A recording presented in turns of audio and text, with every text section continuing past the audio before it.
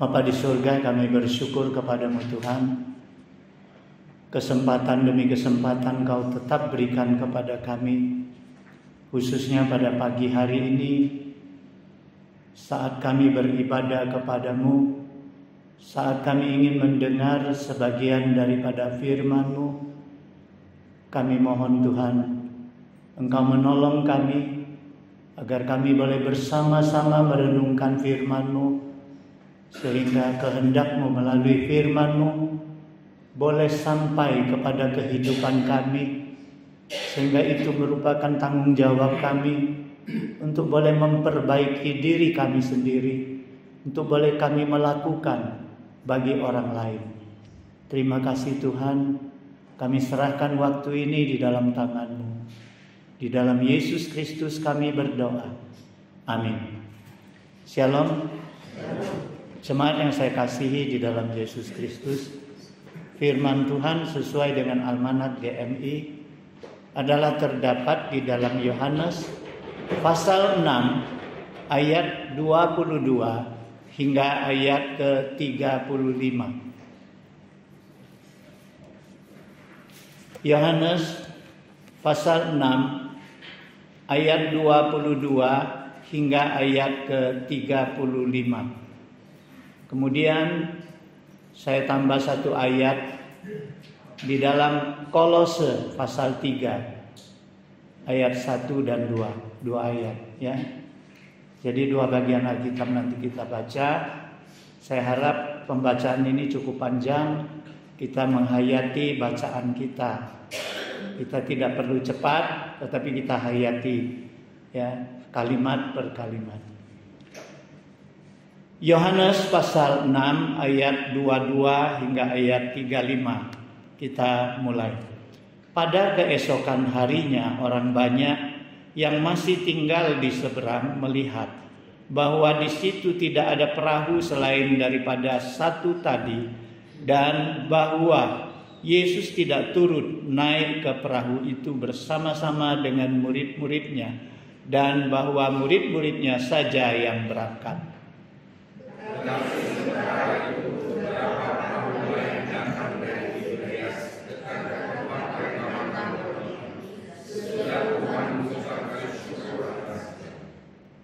Ketika orang banyak melihat bahwa Yesus tidak ada di situ dan murid-muridnya juga tidak, mereka naik ke perahu-perahu itu lalu berangkat ke Kapernaum untuk mencari Yesus.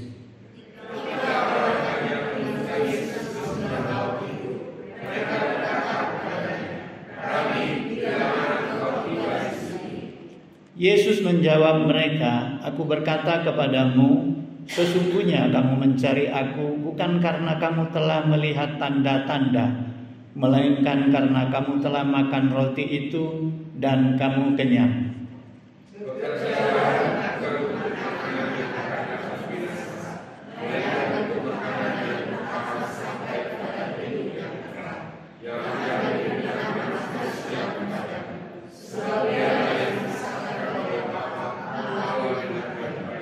Lalu kata mereka kepadanya, "Apakah yang harus kami perbuat supaya kami mengerjakan pekerjaan yang dikehendaki Allah?"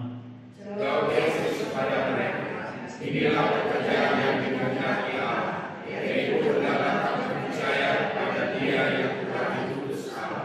Maka kata mereka kepadanya, "Tanda apakah yang engkau perbuat supaya kami dapat melihat dan percaya kepadamu? Pekerjaan apakah yang engkau lakukan?"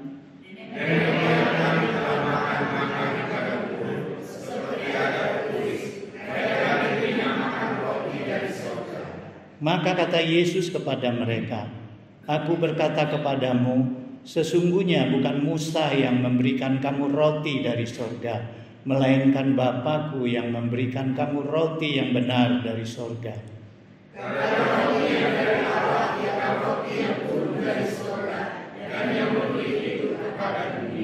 Maka kata mereka kepadanya, "Tuhan, berikanlah kami roti itu senantiasa."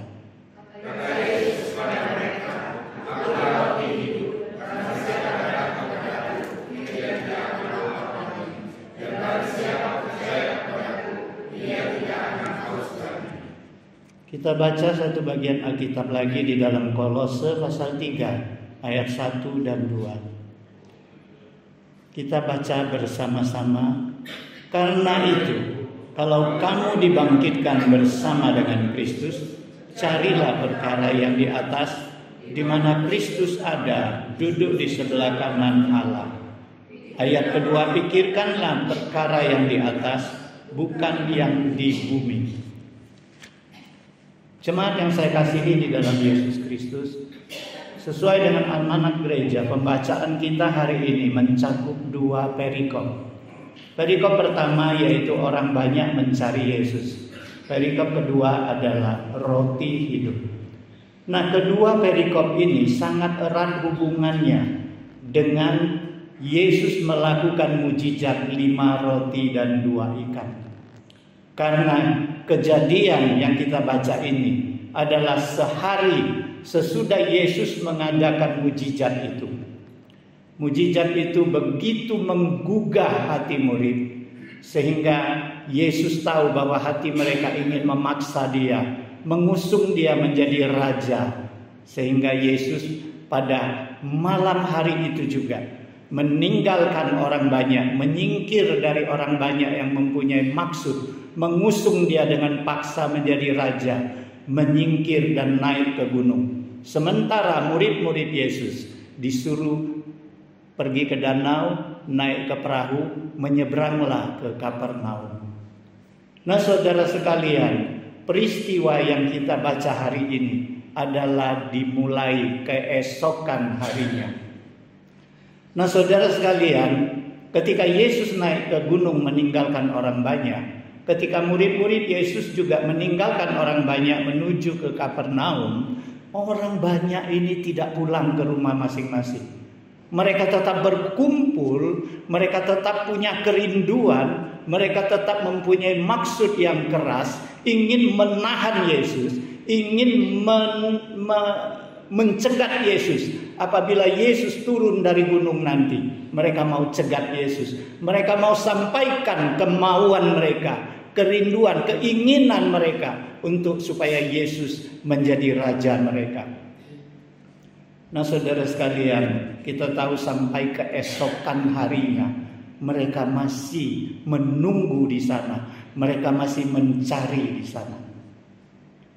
Tetapi saudara sekalian, di ayat 24 di sana mengatakan, ketika orang banyak melihat bahwa Yesus tidak ada di situ dan murid-muridnya juga tidak, mereka naik ke perahu-perahu itu lalu menyeberang ke Kapernaum untuk mencari Yesus.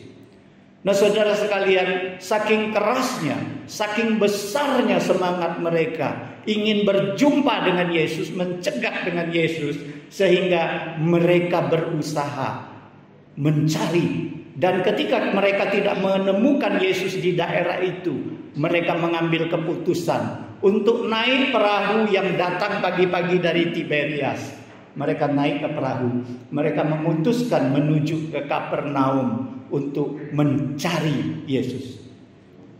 Nah, saudara sekalian, kenapa Alkitab menekankan untuk mencari Yesus? Di sini sebenarnya memberikan kita pengajaran bahwa mereka begitu bersemangat, begitu berusaha ingin mencari dan menemukan Yesus. Nah, saudara sekalian, akhirnya apa yang terjadi? Ketika mereka sampai ke Kapernaum, mereka mencari ke sana ke sini, akhirnya mereka menjumpai murid-murid Yesus bersama Yesus. Di mana? Di rumah ibadat. Di rumah ibadat di Kapernaum. Nah, saudara sekalian, di sini beberapa pelajaran dapat kita petik bagi kerohanian kita. Bahwa semangat dan usaha daripada orang banyak ini patut menjadi teladan bagi kita. Bagaimana mereka mempunyai semangat yang tinggi mencari Tuhan. Bagaimana mereka mempunyai usaha yang keras untuk bagaimana mereka boleh berjumpa dengan Tuhan. Dan akhirnya mereka berhasil berjumpa dengan Tuhan. Nah, saudara sekalian, acap kali di dalam kehidupan kita, kita tidak pernah merasakan bagaimana sih rasanya hidup bersama dengan Tuhan. Bagaimana sih kalau kita hidup di dalam hadirat Tuhan. Biasa-biasa saja, sudah berpuluhan tahun kita jadi umat Kristen, hidup kita biasa-biasa saja. Tidak pernah kita rasakan nikmatnya kalau kita berjumpa dengan Tuhan. Kita hidup di dalam Tuhan. Kenapa saudara sekalian? Karena kita tidak punya semangat dan usaha yang keras seperti orang banyak ini ingin jumpa Tuhan. Saudara sekalian, oleh sebab itu di dalam Yeremia pasal 29 ayat 13 dan 14 di situ mengatakan kepada kita, apabila kamu mencari aku, kamu akan menemukan aku. Ini kata Tuhan. Apabila kamu menanyakan aku dengan segenap hati, aku akan memberi kamu menemukan aku. Demikianlah firman Tuhan. Nah, saudara sekalian, ini adalah janji Tuhan melalui Nabi Yeremia. Barang siapa yang ingin berjumpa dengan Tuhan, hendaklah dia datang kepada Tuhan. Dia mempunyai hati ingin mencari Tuhan, dia ingin berjumpa dengan Tuhan. Maka bukan hanya duduk manis menanti Tuhan datang menjumpai dia. Dengan demikian, Tuhan akan memberi dirinya untuk dijumpai. Kenapa saya katakan demikian? Karena firman Tuhan mengatakan ada saatnya kita mencari Tuhan, tapi Tuhan tidak memberi dirinya untuk kita temukan. Saat kapan itu? Saat kita sudah terlambat. Saudara sekalian, jadi sebelum kita terlambat, carilah Tuhan, temukanlah Tuhan, hiduplah bersama dengan Tuhan, nikmatilah hadiratnya dengan semangatmu, dengan usahamu ingin mencari Dia, maka Dia akan berjumpa dengan kalian. Nah, saudara sekalian, lalu pertanyaannya, mengapa murid-murid ini, orang-orang banyak ini memutuskan pergi ke Kapernaum untuk mencari Yesus? Setelah mereka tidak menemukan Yesus di daerah itu, mungkin mereka sudah naik ke gunung, tidak ada Yesus di situ. Mereka juga tidak melihat Yesus naik perahu menyeberang danau ke Kapernaum. Yesus hanya melihat murid-murid ke Kapernaum tanpa Yesus ikut. Tetapi kenapa mereka memutuskan untuk pergi ke Kapernaum, bukan pergi ke tempat lain? Jawabannya mudah. Karena mereka tahu murid-murid Yesus ada di Kapernaum. Mereka yakin bahwa Yesus pasti akan berjumpa dengan murid-muridnya. Karena Yesus tidak mungkin berpisah dengan murid-muridnya. Nah, saudara sekalian, di sini mengajarkan kepada kita bahwa Tuhan akan selalu berserta dengan orang-orang yang mengasihi Dia, orang-orang yang mau hidup di dalam Dia. Tuhan selalu akan hadir kepada mereka. Saudara sekalian, akhirnya mereka menjumpai Yesus benar-benar di Kapernaum, dan mereka menjumpai Yesus bersama-sama dengan muridnya. Nah, saudara sekalian, di sini juga mengajarkan kepada kita bahwa ingin berjumpa dengan Yesus, kita jangan tinggalkan ibadah.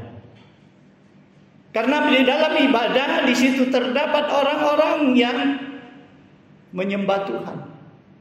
Dan di situ Tuhan akan hadir. Saudara sekalian, kita tidak cari Tuhan di diskotik, kita tidak cari Tuhan di mal-mal, bukan. Tetapi carilah Tuhan di dalam ibadah orang-orang percaya. Karena di situ Tuhan pasti akan hadir. Karena Tuhan Yesus berjanji, 2-3 orang saja berkumpul di dalam namaku, aku akan hadir di sana.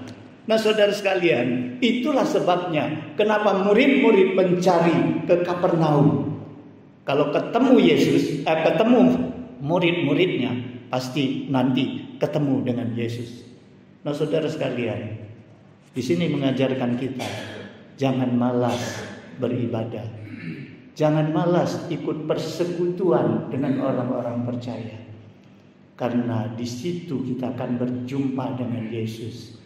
Apalagi kita jangan putus hubungan dengan persekutuan. Nah, saudara sekalian, setelah mereka berjumpa Yesus, apa yang mereka lakukan? Mereka langsung bertanya kepada Yesus, "Guru, bila mana engkau sampai di sini?" Bila mana engkau ada di sini? Saudara sekalian, apa yang Yesus jawab? Yesus jawab, sesungguhnya aku berkata kepadamu, kamu mencari aku bukan karena kamu sudah melihat tanda-tanda, tetapi karena kamu makan roti itu dan kamu kenyang. Saudara sekalian, jawaban Yesus ini kayaknya nggak nyambung ya. Nggak nyambung dengan pertanyaan. Mereka tanya, Guru, kapan kau sampai di sini? Atau di dalam pertanyaan itu ada mengandung maksud, Guru, bagaimana kau bisa sampai di sini? Kami sudah tunggu-tunggu, kami tidak melihat engkau menyeberang danau, tapi bagaimana engkau bisa sampai di sini? Tapi jawab Yesus adalah apa? Sesungguhnya aku berkata kepadamu, kamu cari aku bukan karena kamu sudah melihat tanda-tanda, tapi karena roti yang kamu makan buat kamu kenyang. Enggak nyambung, saudara sekalian, jawaban Yesus. Kenapa? Apakah Yesus otolog? Enggak, saudara sekalian. Di sini menyatakan kepada kita, Yesus tidak mau membuang waktu untuk hal-hal yang tidak penting. Yesus tidak mau berbicara tentang perkataan-perkataan yang sia-sia. Saudara sekalian, betapa seringkali kita buang-buang waktu untuk perkara-perkara yang sia-sia. Seringkali kita buang waktu kita untuk berbicara gosip-gosip yang tidak ada manfaatnya, yang sia-sia. Saya kadang-kadang rapat majelis, saya renungkan di mana ya kita buang waktu sia-sia. Oh, di dalam rapat majelis sering. Ketika bicara tentang konsumsi, bisa habis setengah jam. Mau prasmanan atau mau nasi kotak, mau nasi padang atau mau nasi gemuk, mau pesan di sana atau di sini, mau berapa porsinya juga jadi perdebatan. Saudara sekalian, kita habisin banyak waktu berbicara tentang hal sia-sia, sehingga waktu untuk yang benar-benar penting sedikit sekali porsinya. Dulu rapat, saya dulu di majelis di Lahat. Kalau rapat nggak ditentuin waktu. Rapat jam 7, bisa selesainya jam 11, jam 12 malam dengan tepuk-tepuk meja segala macam. Tapi sekarang rapat sudah antik. Begitu mulai rapat, pemimpin rapat bilang berapa? Rapat hari ini jam berapa kita selesai? Jam 9 targetnya. Oke, kita mulai. Nanti kalau sudah dekat jam 9, waktunya mepet-mepet, kita selesaikan cepat-cepat karena janji jam 9. Jadi kalau kita habiskan dengan pembicaraan yang sia-sia, berapa lagi waktu untuk hal yang serius? Di sini Yesus menunjukkan bahwa jangan buang waktu untuk hal-hal yang sia-sia, yang penting saja. Karena apa? Karena Yesus tidak perlu menjawab kepada mereka bahwa karena semalam tidak ada lagi perahu dan aku menyeberang laut dengan berjalan di atas air. Kemudian aku jumpai muridku di perahu. Kemudian kami pergi ke Kapernaum. Oleh sebab itu kalian tidak menjumpai aku. Sia-sia. Yesus tidak mau mengucapkan kata-kata seolah-olah dia banggakan diri, dia bisa berjalan di atas air. Kalau kita baca perikop sebelumnya itu, saudara sekalian, itu dikhotbahkan oleh Pak Teguh minggu yang lalu. Yesus anggap itu tidak penting. Nah, saudara sekalian, yang penting apa? Yesus melihat motivasi dalam hati mereka. Kamu mencari-cari aku ke sana ke sini, kamu tidak pulang ke rumah sampai bermalam di pulau itu, berarti kamu mencari aku, tapi maksud dan tujuan kamu cari aku itu tidak benar dan itu harus diperbaiki. Oleh sebab itu Yesus langsung menuju ke poinnya. Kamu cari aku bukan hanya karena melihat tanda-tanda, tapi karena kamu makan roti dan kamu kenyang. Nah, saudara sekalian, apa maksud Yesus menjawab seperti ini? Saudara sekalian, murid-murid ini datang, mereka, Yesus mau katakan, tanda mujizat yang aku adakan itu, itulah yang membuat kamu mempunyai keinginan yang besar mencari aku. Tapi tujuan kamu apa? Tujuan kamu salah. Mau jadikan aku raja. mau untuk kepentingan kamu, supaya kamu lepas dari penjajahan, kamu hidup bebas, supaya kebutuhan hidup kamu dijamin, karena aku mampu memberikan makan kepada 5.000 orang, laki-laki saja, hanya dengan 5 roti dan 2 ikan. Nah, kalau aku jadi raja, kalian pasti aman. Nah, saudara sekalian, kamu datang mencari aku, kamu sebenarnya tidak lihat. Di balik daripada mujizat 5 roti itu, ada tanda yang mau ditunjukkan kepada kamu. Kamu tidak lihat itu. Kamu hanya lihat rotinya, ikannya, yang buat kamu kenyang, buat kamu makan, dan buat kamu puas. Itulah tujuan manusia hidup. Bukankah manusia hidup sepanjang umur, berpuluh-puluh tahun hidup di dunia ini, lebih banyak waktu bergumul kepada untuk hal-hal yang sementara, sifatnya sementara. Saudara sekalian, apa sifat yang sementara? Keduniawian. Kita cari makan, kita cari kekayaan, kita cari kenikmatan, kita cari kebahagiaan dunia, kita cari semua yang ada di dunia yang kelihatan dengan mata kita. Tapi itu semua sifatnya sementara. Yesus mau katakan, kamu datang kepadaku, kamu hanya mencari hal-hal yang sementara, yang buat kamu bisa makan, dan kamu bisa puas, dan kamu bisa kenyang. Kamu lupa mencari aku, karena apa? Karena tanda di belakang mujizat itu menunjukkan siapakah aku. Aku adalah Mesias, utusan Allah. Aku adalah Kristus yang dapat memberikan kamu kenikmatan yang kekal. Nah, saudara sekalian, di sini Yesus menunjukkan kesalahan mereka. Oleh sebab itu, setelah itu Yesus katakan apa? Bekerjalah jangan untuk makanan yang bisa binasa. Sebaliknya, bekerjalah untuk makanan yang bisa bertahan hingga hidup yang kekal. Waduh, mereka pikir, apa itu makanan hidup yang kekal?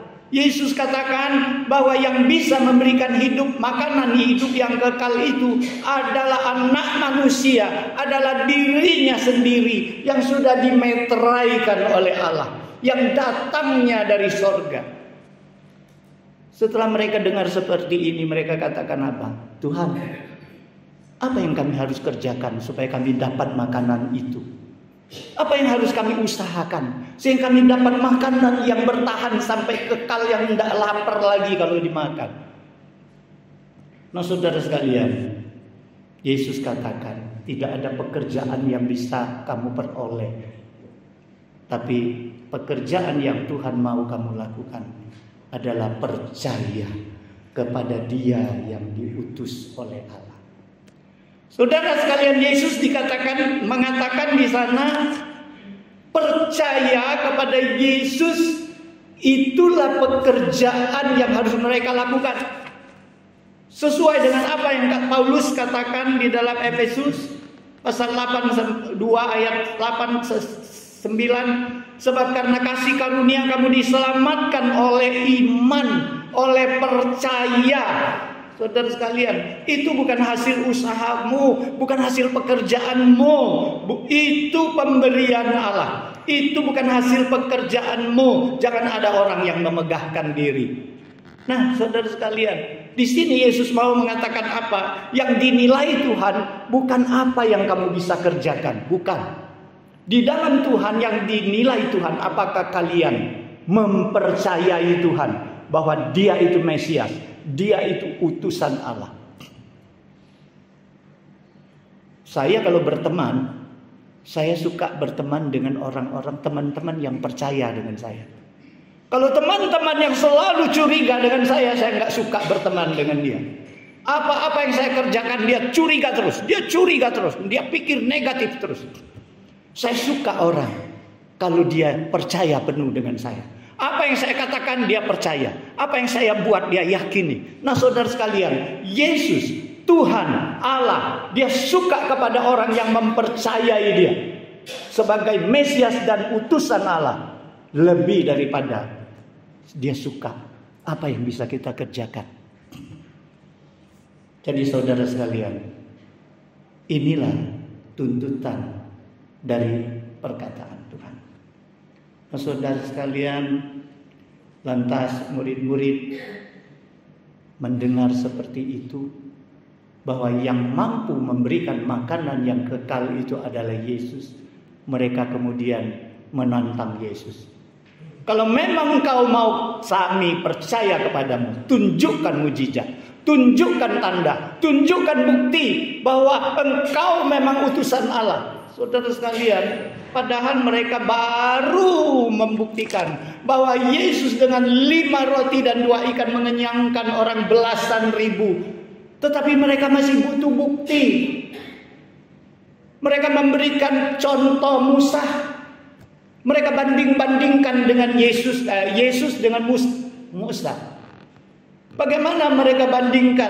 Saudara sekalian, kita pikir ya. Mungkin mereka pikir seperti ini. Nenek moyang kami, Musa. Itu yang paling mereka hormati. Nggak ada nabi yang lebih besar dari Musa di mata orang-orang Israel.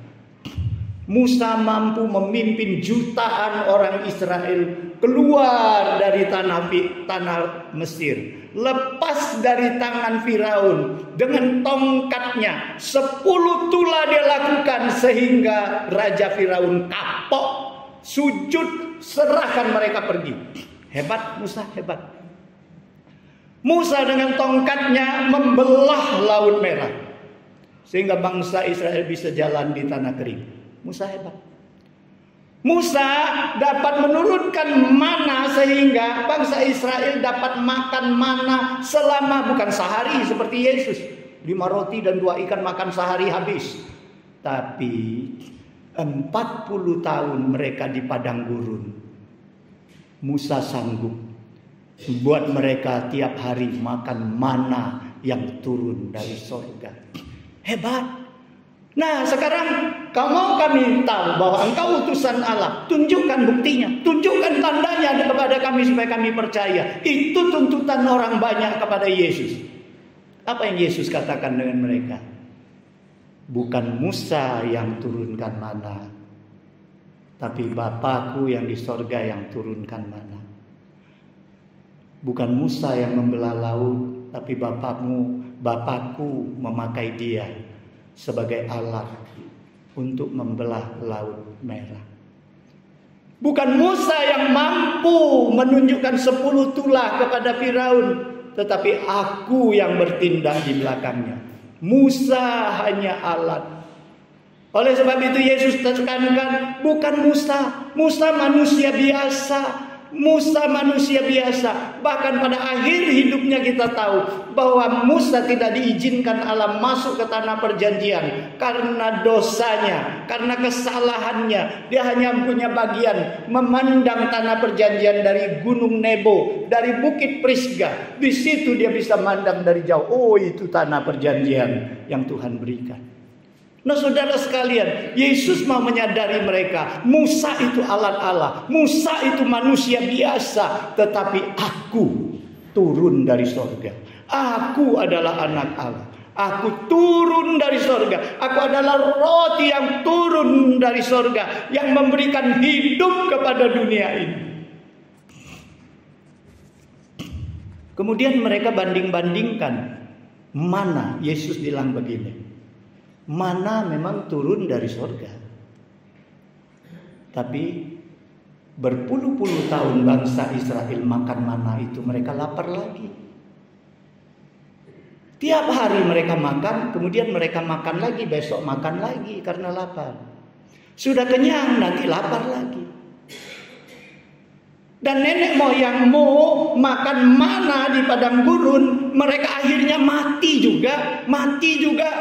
Nggak hidup selamanya.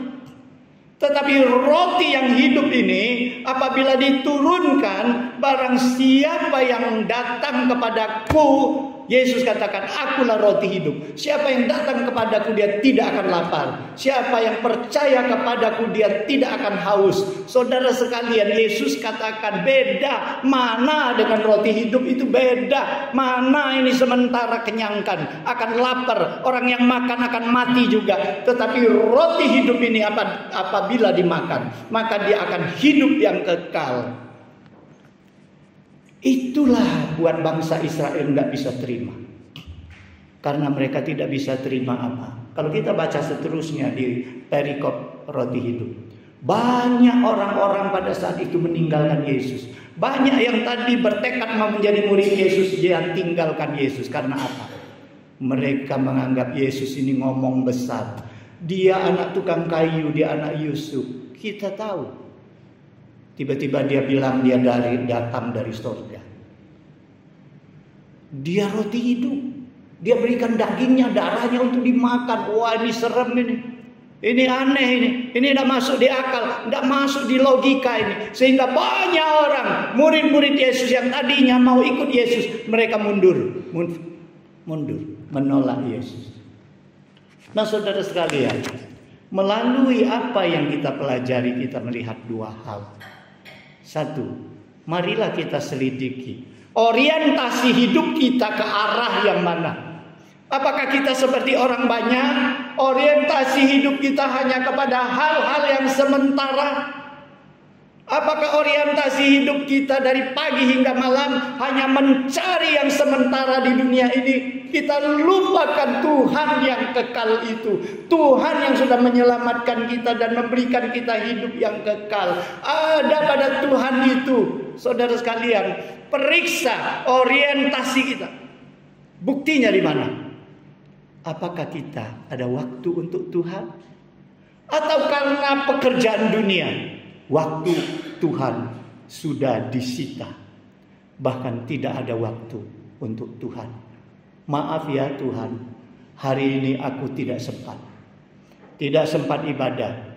Maaf Tuhan, aku saking sibuknya nggak sempat berdoa. Lupa aku berdoa. Maaf Tuhan, besok, lusa mungkin aku baru bisa baca firman Tuhan. Karena pada waktu itu baru ada waktu. Saudara sekalian, maaf ya Tuhan, kita katakan untuk pelayananmu, biarlah hamba Tuhan, biarlah majelis, biarlah aktivis yang kerja. Aku datang manis, duduk mendengar firman Tuhan, aku pulang cukup. Saudara sekalian, ini buktinya orientasi kita. Kemana? Ke dunia atau ke Tuhan? Mungkin saudara akan katakan, oh realita hidup memang. Siapa yang hidup di dunia tidak butuh hal-hal yang makan, minum, uang. Itu kan dibutuhkan. Bagaimana bisa hidup kalau kepada Tuhan sendiri? Nah, Yesus memberikan jalan yang paling baik. Kata Yesus apa? Carilah dahulu kerajaan Allah dan kebenarannya, maka semuanya itu akan ditambahkan kepadamu. Yesus memberikan konsep yang paling benar kepada umatnya, kepada kita semua, bahwa prioritas utama adalah Allah. Cari dulu Allah dan kebenarannya. Dapatkan dulu Allah yang membuat mujizat itu, baru kita menikmati mujizatnya. Saudara sekalian, bukan cari mujizatnya, yang pembuat mujizatnya kita lalaikan. Bukan, tetapi terbalik. Orientasi kita adalah Allah yang terbesar. Baru yang lainnya. Allah berikan kemampuan, kesehatan. Allah berikan kesempatan. Allah berikan kemampuan untuk kita. Untuk mendapatkan berkat-berkat duniawi yang kita butuhkan. Kedua, pelajaran yang kita dapat dari firman Tuhan hari ini adalah apa yang penting. Pentingnya adalah ketika kita mengikut Tuhan, kita koreksi, kita selidiki motivasi kita apakah benar. Saudara sekalian, mungkin puluhan tahun kita ikut Tuhan, kita nggak tahu kita ikut Tuhan untuk apa. Saudara sekalian, motivasi kita harus benar. Seringkali kita seperti ini ya, kebanyakan orang seperti ini. Kalau aku ikut Tuhan, supaya aku diberkati. Kalau aku ikut Tuhan, supaya hidupku damai sejahtera. Kalau aku ikut Tuhan supaya semuanya lancar. Kalau aku ikut Tuhan supaya aku dapat teman yang banyak. Kalau aku ikut Tuhan, maka nama, harta, kedudukan, aku akan ditolong oleh Tuhan. Ikut Tuhan, motivasinya adalah untuk aku ikut mau Tuhan, untuk aku ikut mau Tuhan, untuk kepentinganku. Saudara sekalian, ini motivasi yang salah. Kita lihat, ketika Sadrak, Mesak, dan Abednego, mereka dihadapkan dengan patung emas ciptaan Nebukadnezar. Mereka dipaksa menyembah patung itu. Dan dengan sanksi, kalau tidak mau, mereka akan dilemparkan ke perapian yang menyala-nyala, dapur api yang menyala-nyala. Saudara sekalian, apa yang mereka katakan? Mereka katakan kepada Raja Nebukadnezar, Raja yang saya hormati, kalaupun Tuhan saya tidak sanggup menyelamatkan saya dari dapur api ini, kami pun tidak akan menyembah patung ini. Saudara sekalian, mereka katakan kalau Tuhan mau menyelamatkan kami, Dia bisa menyelamatkan kami daripada dapur api ini. Tapi kalaupun tidak, kalaupun kami harus mati dalam dapur api ini terbakar hangus, kami pun tidak akan menyembah patung emas ini, berhala, dewa yang kau ciptakan. Saudara sekalian, inilah motivasi yang tepat ketika kita mengikut Tuhan. Ketika kita cari Tuhan, kita ikut Tuhan, motivasi inilah yang benar. Aku ikut Tuhan bukan karena aku ikutmu Tuhan karena Engkau memang patut ku sembah, Engkau memang patut ku agungkan, karena Engkau sudah menyelamatkan aku. Saudara sekalian, adakah motivasi kita seperti ini? Ini koreksi bagi kita. Jadi dua hal. Orientasi hidup kita, kalau masih ke dunia, lebih besar daripada ke Tuhan, baliklah. Orientasi kita lebih mementingkan Tuhan. Kemudian Tuhan juga mementingkan kehidupan dunia kita. Kalau motivasi kita hanya untuk kita ikut Tuhan, satu hari kita akan kecewa. Ketika apa yang kita harapkan, mujizat yang kita nanti-nantikan kita tidak dapatkan, kita pasti akan meninggalkan Tuhan. Tapi kalau motivasi kita benar, kita datang menyembah Tuhan karena memang Dia patut kita sembah, karena Dia sudah menyelamatkan kita.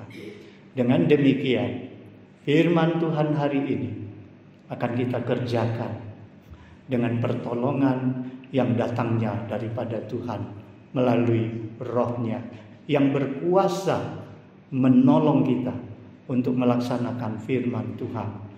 Semoga firman Tuhan hari ini memberkati kita semuanya, sehingga kita menjadi umat Tuhan yang berkenan, yang menyenangkan hati Tuhan.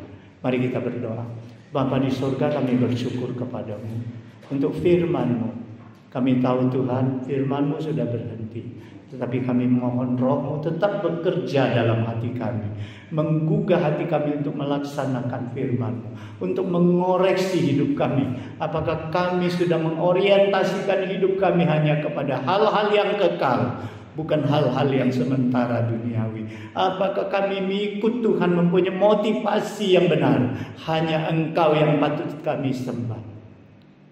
Terima kasih Tuhan, tolong dan berkati umat-Mu, sehingga kami boleh menjadi umat-Mu yang bukan saja menjadi pendengar firman Tuhan, tapi kami juga menjadi pelaku-pelaku firman. Terima kasih Tuhan, di dalam Yesus Kristus kami berdoa. Amin.